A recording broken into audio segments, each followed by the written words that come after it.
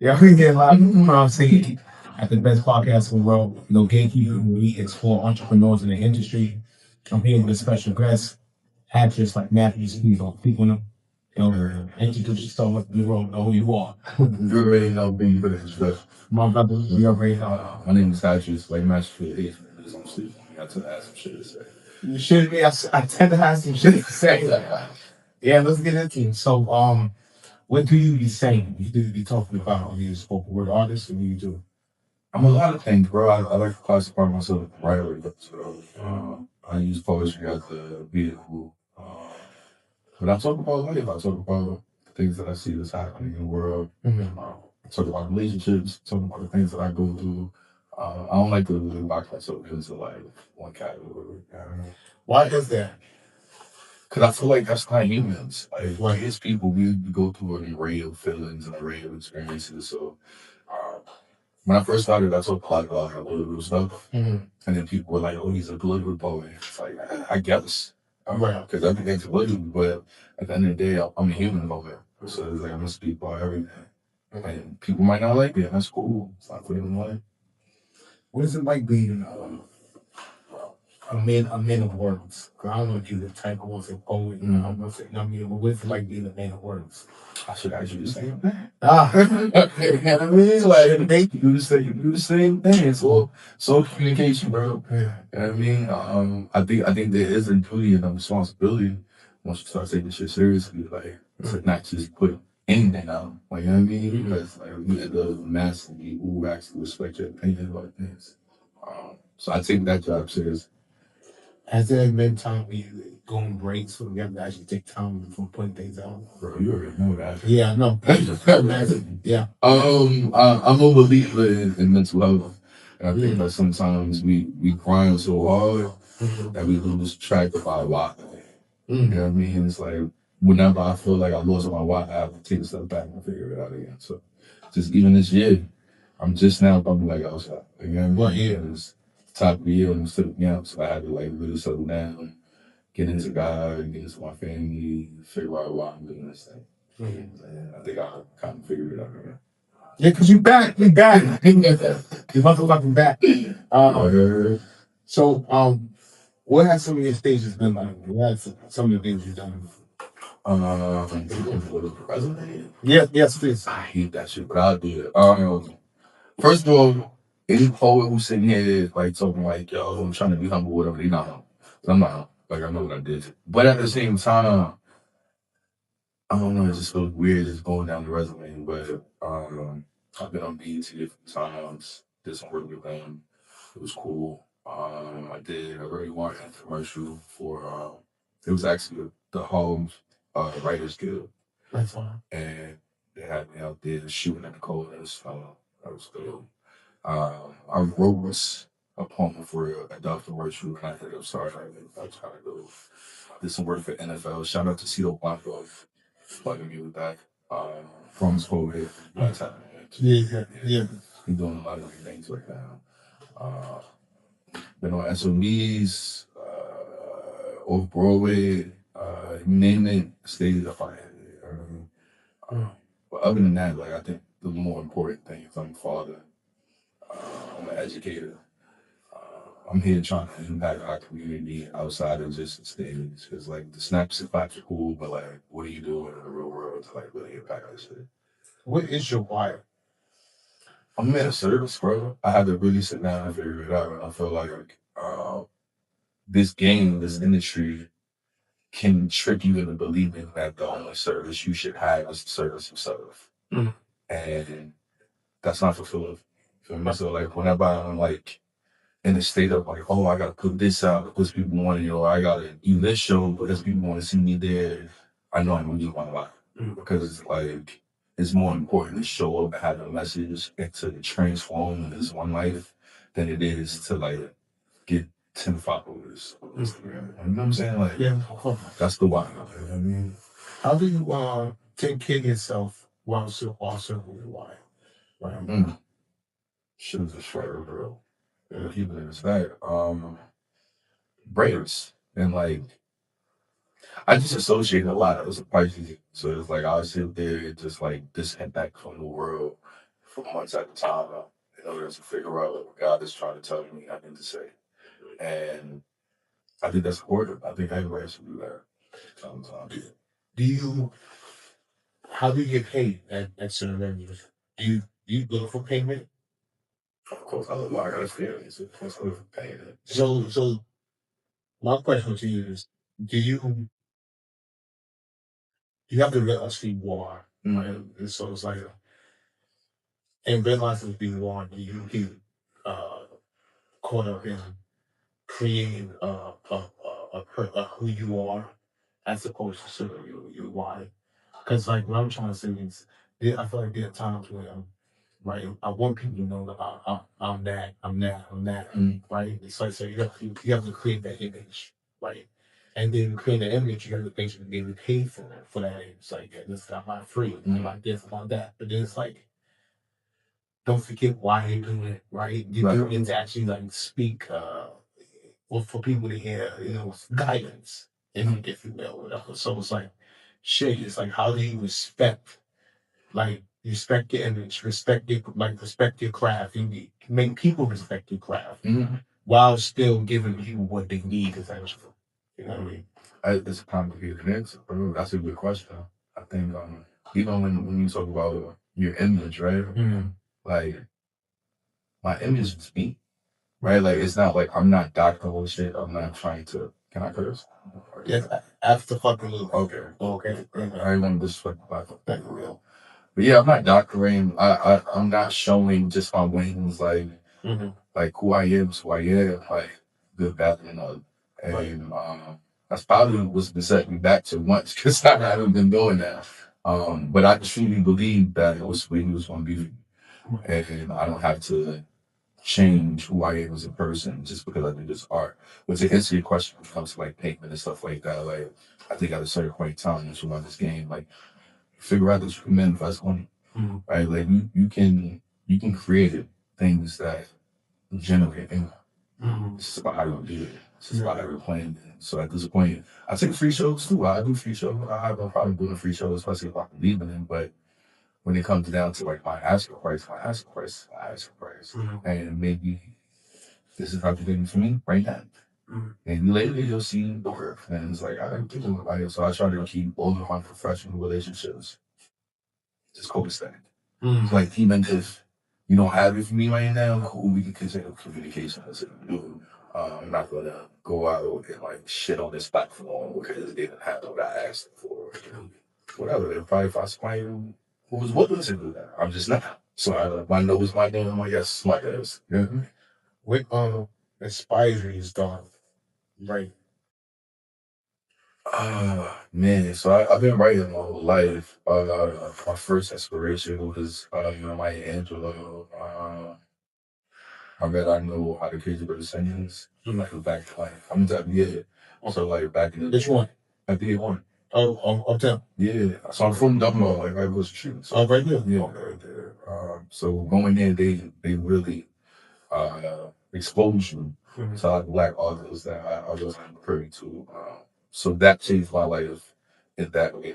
That poetry jam happened around the time I was like 12, 13. And seeing like artists that I respect go up there and spit poetry. And I remember seeing there's an artist that goes by the name of the legendary Black Ice. Yeah. You familiar? Yeah. It's funny because like that was the first person that I saw do this thing in a way that wasn't like how people portray poetry. And I mean, they portray it to be so deep, profound, and it could be. But they would just snap, like, nah, he whatever did. A nigga from the hood talking about his experiments. And I was like, bro, it's deep. So after seeing that, I wrote my first poem. I probably was like 13, but I put it down until like my mom's passed away. Then I used it as dirt. I used it to get through the process, whatever I was feeling, and just download messages that I wasn't really sure why I had this truth, but I knew I had to say it, if that makes sense. No, it definitely makes sense. I feel like sometimes, like, I get nervous about speaking about something that I feel like people should hear. It's like, damn, because when you do that, it's like you open the door to other opinions. And sometimes I feel like people don't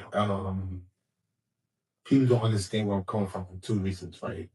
I think number one is because they have experienced life, right? So not saying that I'm always right and the fucker should always listen to me, and because you like you listen to me, it's because you. That's not what I'm saying, but I do think that people are very close minded if they do not hear walk over, right? Then the other thing I think about if they disagree with me is if I'm wrong, and that's when it's like, oh shit, but it's like, how do I sit here and I don't know, still feel like I have something to say. Like what I have to say is important. Like, yo, I have to keep this off my chest. Like, yo, if I don't lose my mind. But it's like, yo, I know the confirmation is when people like, yo, thank God someone said that. Yo, you know what I mean? Like, oh my God, yo, Daniel, ain't that the truth? Yo, it's like, yo, okay, move. It's like I'm not bugging. But the funny thing about that too is that I identify with a lot with that. I think that the masses I've been studying this shit, bro. I feel like the masses as a whole, and I'm not speaking individual. I'm talking about when you put people in groups, they become less smart. You know what I mean? Just because like of the tug and pull of being yourself, right? So I'm not necessarily concerned with being right. Right? Like, because, like, that doesn't matter. Because, like, there's always going to be someone who don't get it. That's cool. But I'm more concerned with staying as close to my truth as possible. Yeah. And that's either right or wrong, right? Yeah. Like, I think it's what bothers me, right? Or what I can live with, or what I can't live with, or what's good, what's bad, and right. I'm not concerned with being right. I'm concerned with this expressing what bothers me. right. You know what I mean? Like I don't care if they're real or not. Yeah, I don't care that. That's like, I didn't ask you for your opinion on this shit. That's how they get. This is where I stay. What? That's a great point. Yeah, that's how I navigate this spur these days. It's a great point. That's a great point. My mom used to say, like, because I used to be worried about that shit. My mom used to say, like, would you rather be right or righteous? And I ain't understand it then. But now, like, being in relationships and dealing with people, I'm like, oh, no. Sometimes it's not about right. No. I just feel straight, man. And I should already got or I have to. Like, it's just depends. You know what I mean? Like, I get you. Is that anything you're working on right now? Working on a lot of shit. Putting out an EP in August. It's only my second project. My first project was called Crisis Condition. That was my like one had like this full word album. Realized that's not how I want to do it because I rap too. So it's like I'm just blend everything together. People like it, they like it, they don't. I'm also working on my second book. It's called After the Fire. What was your first? My first book is called If Ever We Were. And it was it's basically a self-help book of coming to age. So it was like I'm tackling topics like grief. My first poem in it is a letter to my mom's after she passed away. Just to set the tone for like all the things I'm going to talk about in the world. So 5,000 copies, like independently published. So yeah, I'm just working, bro. Like my next book, I'm probably around like 75% done right now. Okay. It's more about fatherhood and my experience with my father and how that translates to my relationships now and my relationship with my son. Shit, there's a lot to unpack sometimes. And I mean, like, I had to really sit down and think, like, damn, like, my father was there, but he wasn't really there emotionally. Yeah. And now, me being such an active father, a present dad, like, I'm realizing my father's deficits, but then also appreciating my father for what he had to do. And that comes in hindsight. I mean, this is after he died, all of that. So it's like, I didn't really get a chance to tell him, you know, how much I appreciated him. Why a lot was a did, right? But like in hindsight, looking back now, having the experiences that I have now, I realized how even his shortcomings have shaped me to be a better father. Right? Yeah, you know what I mean. So I got it was like that. Yeah. So, I'm just took y'all. You straight. I want you to do a spoken word piece right now. Oh yeah, right now, on the spot. On the spot. I'm just stepping away. All right, you ready? Trust me, heaven and hell ain't that far apart. Opinions on landlines, but in strange fruit. But what's that to the city of teeth besides the presence way? Homeless man laughed at me the other day because he got more money than a blue collar, and that's me. The only well I wish for is filled with whiskey. That's my take on my alcoholism. You know, most drunk drivers don't even know that they drive. They say the road to hell is paved with good intentions, so it makes sense then that an empty court sounds more like a car crash. Is there a God that lies in little senseless? I think that's what we call capitalism. Just go hard in front of any new cafe and they had the gentrified starter kit. Old burning buildings used to be praise and worship stations before Satan walked in smoking a cigarette. Now, ain't that some niggas? White folks get on the tour bus every week and come gander at the cages we living in. What a spectacular spectacle. I bet the sunset from the Project Roof got less sins than our criminal justice system. It gets busy in Babylon with everybody fighting to be as above, so is below. Heaven and hell ain't that far apart anyway. Matter of fact, it might just be the same place. Who knows? Poem. That's in the middle of the interview, like this up. Hey, shit. So how has how do you take things that happen in your life and channel it into your art, whether they you grieve, anything that gets you frustrated, so sad, mad, or happy. Right. That's the hardest part of. Right. That's the hardest part. Like that's what I've been focusing on more now, like capturing the joy. I think that I got so used to like fencing through my poetry and expressing frustration, expressing my grievances that I lost sight of like his other emotions. So like joy. Like happiness. And then I think that's the real revolution. That's the real rebellion. It's like we had to do all this shit. It's like it's hard, but it's like it's necessary. Like I don't know why people don't talk about happiness as much, especially then, right? I just think that people will learn more from happiness than they learn from someone talking about grief. And it's scary because it's like, grief is a common subject when it comes to poetry or something that's mad or frustrating. And happiness is not, it's not a common poem. Like, I'm happy today. The world is good. But like, no one gonna be spitting poems about happiness. Because the reality of it is people resonate with what they done. And there's a large majority of the world that don't know happiness. Right? Like, or haven't allowed themselves to feel that fully. It's very easier to process misfortune and sadness because like that's something that we know we live in a capitalist society. That's what we know. You know what I'm saying? Especially as a black people, it's all we know. Grief, all we know is trauma, right? So it's like that's our first language. We had to learn the second language of joy. We had to give ourselves permission to be joyous, happy, hopeful. And these are things that are not second nature, but things that are so important to development that like that's going to focus that. It's like no more trauma. I want to talk about you. Okay. I mean, They have it, huh? I can just elaborate on how he published his book. It's 5,000 copies. It's a lot, and independently published is even more. So, like, what's the process? Great. Listen, whatever questions you can to ask. Yeah, so ask that. Zone in on that. Okay, cool. So, you published a book. What was that process like? A learning process. So I had to when I first started to do poetry, I was writing a book.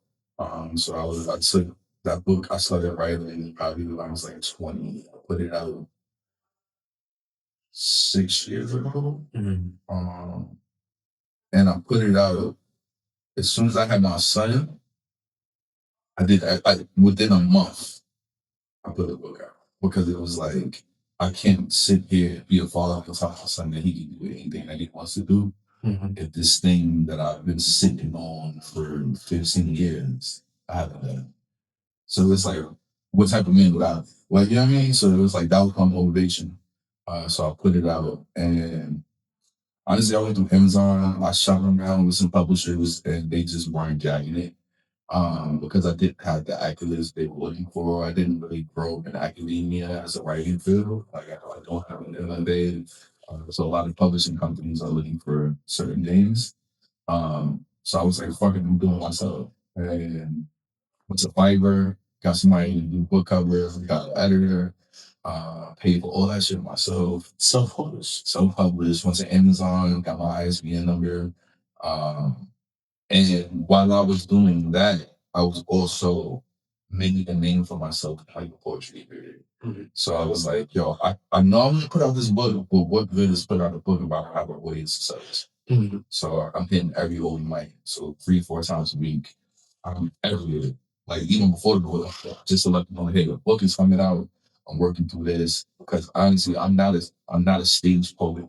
I'm not somebody who just does spoken word. I had to learn how to do that.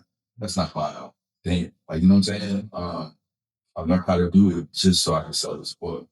So when I did it, I was like, I have a book. Nobody really knows it's out. What can I do? You know what I mean? So like that's when it was like, okay, I need more features. So let me email more people, get features. Let me go outside, get a train, go to 14th Street, got it in my book bag. Like I mean, like walking on the street and all pulling out the book, hey, you support like all this. Like oh great. Hey, guilt trip, open dick, like they like, yeah, oh yeah, well one is right here with you in your face right now. Around the book.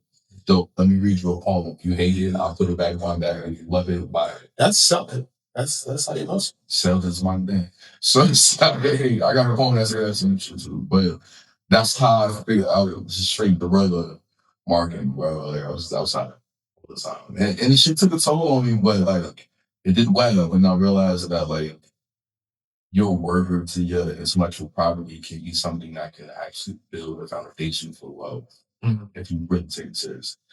What's the difference between self-publishing and getting published by someone? So self-publishing, depending on who you self-publish with, right? That's like being an independent artist and having a label. Oh, so that's the difference. So the label has a little more pull, has more resources, shit like blah blah blah, right? You can do the same thing if you have the connections, if your email game is good, like you know what I'm saying? Like it's all the same things, all relationships. It's just a tougher journey along the way. But it's doable. So everybody self-publish your first release, and then that puts you in the ranks to even find publisher. Okay. I mean, because my next one, I'm going to work with publisher. That's my goal. Because it's like I've already done this independently, so it's like I have stats, my own stats that I can show you. I can show you my Instagram algorithm. I can show you my Amazon output. I can show you my Shopify store and like what it did. Like you know what I'm saying? So I have numbers that I can come to you and be like, hey, I have an audience. Right. Oh. You know what I mean? So I wasn't just get out the word first off. How you building your audience now? Having to and being outside of mentoring. I think for me, it's more helpful to like help other people right now because like I feel like I'm get ones, bro. Like there's an adage that says favor ain't fair, and God's been favoring me, bro. So it's like I don't really. It's not about looking at this point. It's more about like who can I help, and then and helping other people. You end up platforming yourself some way, but like the goal is just to assist, bro. That's it. I'm winning $20 every game. I don't care if I got 10 points. I got $20. I contributed to third. Let's go show up. It's actually, I mean, yeah. So let me think. You talk about partnering with a lot of companies that are very well known. And you're talking about doing that back in like the early 2000s, late 90s, where social media wasn't a thing. How did you? Okay, so you were doing it like late thousands? This has been, I've only been on poetry for 10 years. Okay, so within the last 10 years. So how did you create those partnerships? How did those people find you? How did you find those people? What does that process look like? Rephrase that in your own words because you don't want my voice. No, I get it. But, like, what partnerships in terms of this, like, relationships? So she's talking about like the work that I've done, like with like being seen on Martin and creating partnerships as an individual. And I don't have a manager. Okay. No. Yeah. That's, oh my God. I'm good. That's, yo. I know. Yeah, I know what you're good at. You know, so you worked with, BET, Dove, and, off-road, places like that. How do you build these relationships with these companies? Work with it. A lot of it is, like I said, is relationships. So, for instance, with the BET situation, people were sending me, actually, Remy Martin was first. So I did a Remy Martin campaign, like for the Cairo. Yeah. And then they wanted me to do a poem that wasn't original words of Filter Killer Real. I was like, it was. So some people were like sending me like auditions in the community because I was so talented to the community, and everybody was like, "Yo, Hattie, I'm like, this is for you," because like I used to always go to events. I'm drinking whiskey, I'm showing up. Like I mean, like I was a drunk poet, low key. I was like, "Yo, this is your vibe," and I was like, "All right, cool." I waited until the last minute, bro. Like I didn't even turn it in when the submission had been done, but they didn't find a way to look at. So like 2 days later, somebody else sent me because the way they do it in the industry is like they'll post casting calls on so many different platforms. Yeah. Right. But it's all going to the same people. Yeah. Right. So it's like somebody sent me, I guess they was still looking for somebody. So you got lucky. I got lucky. And I was like, yo, this is God telling me to do it because I didn't even send in my audition. It was like, this is God telling me, like, I gotta stop playing. And I just shot a video on my crib, sent it in, and got an email that same night. That's tough. And was like, yo, can you audition? Like live, we would have a director on the call. It was like a blind casting, so I didn't know who the director was on the live. They ended up liking me, they picked. I got to meet the director. I started chopping with the director, black guys and chicks, dope. Like we around the same age, lots, pro-black, like everything, all of that. So it was just like, oh. So he did the ringing joint, shot it, it looked good. That was the first time we won like a production. That's I'm on fucking television. Bro, we was right in Harlem, bro. We was on one, where we had the event at? Yeah. Right there, in the middle of the aisle. Literally, like, it was snowing. It was in February. It was around my birthday. It's like in the middle of the street, they shot it. And I'm outside spitting. And they shot it there. I'm gonna find that one. And loop it. It's on YouTube. I got the feature. People but doing that, I maintained a relationship with the executive because it was like, oh, that's family. So I started chopping up him. So even after, because it didn't get released until like 4 months later. So you still got a little bit. I'm still chopping it up. Like, I'm sending him DMs like, yo, what you think about this? I'm sending him like ideas that I had and shit like that. I'm sending him videos that I'm posting, blah, blah, blah. And then like 4 months later, this athlete I released, he DM'd me like, yo, bro, I might need you again. Yes. And I was like, what? Let's go. And then it happened to be a George Floyd memorial meet. I remember that they had. They had a few police they wanted to pull up. They stopped us all through the East Coast. So it's like they were pulled out all through the East Coast, and then they pulled me up to this one poem that I have about like just the difference between like white reception and black reception when it comes to certain things, especially the youth, especially how they try to demonize our kids. But like the white kids are really the kids that's going in there shooting up schools and the white folk.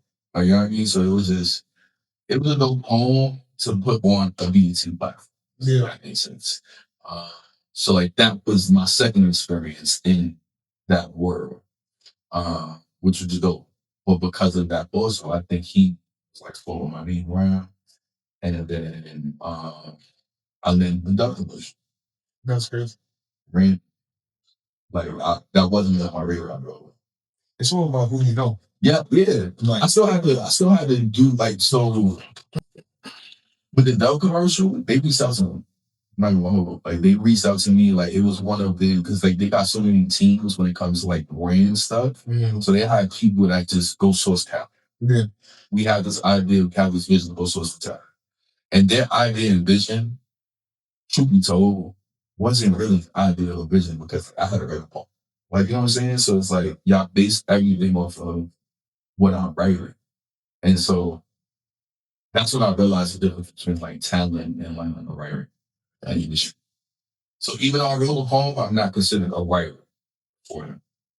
That's crazy. It's crazy. That's crazy. I got paid as talent. And it was good. It was good money. I'm not gonna hold you. Like I ate. But at the same time, not only did I write the poem, I had to start and then join. Mm-hmm. And then I also like had to tell them like cultural stuff. It's just different. You know? Like in the video, they wanted me to salute. Like so, the whole premise of it was I'm the younger guy. It's an OG, basically. He has like a bakery. Mm. And as the young guy, I'm waking up early to go set up a bakery for him because he's older. Like, you know what I mean? Like, that's like my uncle. You know what I mean? So let me hold you down. But I still got room to do. I'm a mechanic next door. So I'm waking up early, getting it together, setting up the shop, sweeping about it, all of that. Just so when he come in, he's had me show love, I go to my job, right? They wanted me to salute this man. I was like, I've never saluted a black man. So good. Right. And I was like, look, did he just come back from Vietnam or some shit? So it's like, I was just like, wait. You don't do that with black community. Right. So I was just like, yeah, that's not going to happen. They was like, so what would you do? I was like, I'm going to adapt him. I'm going to give him a hug. Can I do that? Is that all right? And he was like, yeah, let's do it. So it's like, they switched the whole scene because I told her, I'm like, I'm not, that doesn't make sense. Like, you know what I'm saying? Like, that just doesn't feel organic or like authentic to like what happens. Right? Who does that? I was just like, yeah, nah. But even with that, I don't have producers credit. I don't have writing credit. Like they wrote me out. And I just like, that's a lesson learned for all poets. Just so you know, like when you're considered talent, you're not considered a writer. Like I was that, I was paid out, basically. You know what I'm saying? That's the talent. That's crazy. In some instances, it could be both, but you have to fight that. You gotta fight with that. I didn't really know to fight with it. Like, you know what I'm saying? So it's like all of these situations put me in the game to learn them more, to give out to them, basically. Mm. So like even with them, now my contracts are different when it comes to letters. Because I know you have resume. Right. And not even just the resume, but I know how important IoT is. Mm. So you're not gonna tell me you're gonna pay me to show and perform, but you're posting this on YouTube, you're posting this here, you're posting this there. Like, what are you making off of that? Right. This is still my concept, right? Like, so it's like we could work out something, but like you're not gonna just tell me like you got $250 for me to show home, and it's like, yeah, that's cool, but like at the end of the day, like business still does be intense because that $250 that you're giving me right now, you're probably gonna make 2,000, 3,000. Yeah. So, you know what I'm saying? Like they can do it right. So it's like, how do we break bread with that, bro? Yeah. Yeah, that's what I like. You got like you got ways of keeping a relationship now. It depends on if I feel like they working. Because all money ain't good money. Yeah. I mean, so it's like even with that, like I know with a spirit of who's like I mean, like depending on how I feel about like I use my discernment. Mm-hmm. So it's like I turn down the bullshit. I say yes, right? Because it's like it's not the right time. Maybe I'm like I mean, smooth in business wise. Like, you know what I mean? Like maybe there's some weird shit to somebody else that I know that is like now I'm way out of the play, and I don't even want to talk shit about the platform, but I'm not even like I'm not coming in and like don't ask me no more. So like yeah, I feel like because I have a regular job too, and I'm not like strapped for cash, like that gives me a little bit more creative control over like what my brand is like. Like I don't have to take money out. What is your brand? Authenticity, brother. That's how I look at my brand is. I'm a regular nigga from all, and I just happen to write really good. But you can't, like just like niggas who really good, niggas like you know what I mean, like whatever. I just happen to write really good, and a motherfucker can't tell me I can't. Like you know what I mean. So like even if you do, cool, it's not for you. But like that's not gonna make me feel different. Like whatever. I'm from the hood, from Harlem. I had a wealth of experience. I have a wealth of situations I should have never been in, but it taught me. Like, you know what I mean? So it's like, I look at like, I look at this shit like, I want to win a life. I don't want to be a best boy. I don't want to be the best rapper. I don't want niggas debating on who's better, Kendrick, Drake, or Hatress. Like, I don't give a fuck. I want my life to be great. I want my son to be happy. And if writing is a vehicle to get there, I'm kind of in that car. You heard? Yeah. How do you maintain your integrity, right? When working with these brands, and what can you tell someone who's actually, starting out with entrepreneurs or, coming across the brands, these opportunities? Like, how do you still maintain your integrity? The funny thing about it is, in order to maintain your integrity, you do have to know your value. And sometimes it's hard to know your value if you've never been in that arena, right? So I think for me, it was trial and error. I had to figure out what I'm worth. And not just monetarily, right? Like just what I'm worth as far as like spending on. As far as like, you're not going to just give me anything and tell me I should be happy to be here. Right. No, I'm happy to be here. Like, I'm still working just like work. Like, you know what I'm saying? So it's like, it was more experience of understanding the industry and learning the industry. And I think everybody has to go through that. But any advice I would offer to any up and coming boy, I'm still a coming boy. Like I don't shy away from that title. Right? I'm not a household name. But anybody who hasn't done that type of industry work, I would say that like you really got to look in the mirror and understand what you are willing to take and what you are not willing to take. And that line is different for everybody. Yeah. You know what I'm saying? Because everybody got their own different moral system. Or I can't tell you what's good for you, what's not good for you. I can only tell you what was good for me and what's not good. You know what I'm saying? So it's like be intentional about the relationships that you're building and make sure that all of that aligns with your whole compass. When it don't, how do you look so how do you look? You don't ever like that situation. Also money, it's not. Especially if you're a parent. How do you want your children to live with you, right? Right. I think that he is the compass. But when I think about how I move in real life, it's like, can I go home and tell my son the situation and how I feel about it? Or is he gonna look at me like, you a weird? Yeah. You know what I mean? It's like that would break my heart. So yeah, nah, can't do that. So throughout this interview, marketing, seems that, come play here. Like, what has been the biggest toll that you took on? Like what I think about it. So the biggest lesson that I realized when it comes to marketing yourself is that nobody cares. Nobody gives a fuck. Like and the quicker that you realize that, the quicker that you could be cringe, you could beat yourself on video, you can record yourself outside while people are moving around, and it doesn't matter. Nobody gives a fuck. Even if they look at you for 2 seconds, that doesn't impact anything that you're doing. Like, you know what I'm saying? And I think that's the big thing that holds some people back when it comes to like, I used to not want to be annoying.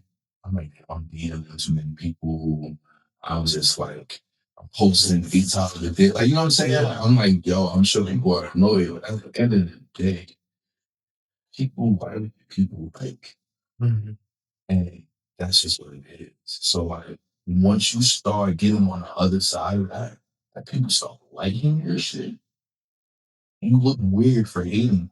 Like, you know what I'm saying? Like, people want to hate regardless. But, like, once you get to a point where there's more people celebrating it, the haters start to get drowned out. Because it's like, you look weird for being a hater. Like, you might not come over here. I'm not over here. I mean, like, that's how I was from them. So it's like, I had to learn that nobody gives a fuck. And even the haters, they don't give a fuck. That's just one point being made. Can you be a hater on yourself? I can doubt myself. I don't never hate myself though. I think I doubted my life. Everybody got insecurities. I think I battle with self doubt, and then I get reinforced by that. And sometimes there's a long gap between the self doubt and reinforcement, and I just got to push through it. You know what I mean? But I wouldn't say I hate on myself. Is there ways to make your gap shorter? Shit, I don't know. Yo, and it's like, yo, like sometimes I mean, like to break, but there's a way to take for you to, like, for instance, right? Like, I think about, in retrospect, like Tupac, when he had died, he still had like 4 hours worth of music. Yeah. Right. So it's like, I'm, he took a physical break, right? He's no longer here, but he was still be able to be consistent putting up content. But that's the thing about it, right? Like, so just because I'm not going to the show or people don't see me outside, I'm not there. Right. Right. So like even in that, I'm just not holding myself like in those periods where I need silence, I need isolation. I'm not holding myself to the gaze of other people. You know what I'm saying? 'Cause I don't care. Like I need to get right with you. So it's like that don't mean I'm not fighting. That don't mean I'm not coming up with concepts. I don't mean I'm not being music. I'm doing all of those things, but I'm just no longer responding to the time. Right. Like I don't care about it. Like it's on box, it's on bounce. Like you know what I'm saying? Like I come back out and I got some new work and I want to work through it, I'll do that. If I don't want to do that, I'm not going to do that. And there's nothing that nobody can tell me to be like, yo, we need you to know. I need me first. So it's like that's where that's how I'm navigating. Okay. Ladies and gentlemen, the drunken poet, you know, Hatress, like Hatress people say, up in this. Yo, look at that. Hold on. It's a rap, bitch.